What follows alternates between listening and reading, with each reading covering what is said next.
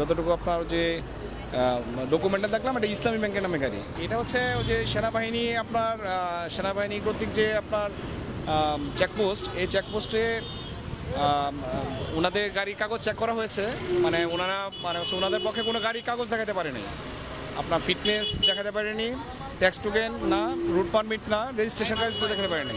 হচ্ছে ইনফ্যাক্ট হচ্ছে ড্রাইভার সাহেবের লাইসেন্সও নেই। এই জন্য হচ্ছে সেনাবাহিনীর যে ক্যাপ্টেন আছেন স্যার, যে ফাহিম স্যার, উনি হচ্ছে ওনার তত্ত্বাবধানে এটা হচ্ছে ডাম্পিংয়ে পাঠানো হচ্ছে। আর আমরা পুলিশ, বাংলাদেশ পুলিশ, আমরা হচ্ছে সেনাবাহিনীকে হেল্প করছি।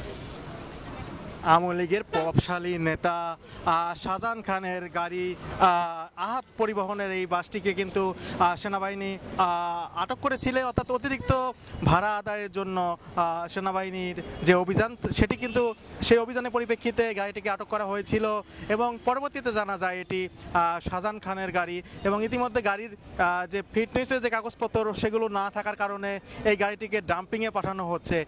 অর্থাৎ যেমনটি কিন্তু আমরা দেখতে পাচ্ছিলাম যে গাড়িটি ডাম্পিংয়ের যে প্রক্রিয়াধীন সেটি কিন্তু শুরু করা হয়েছে।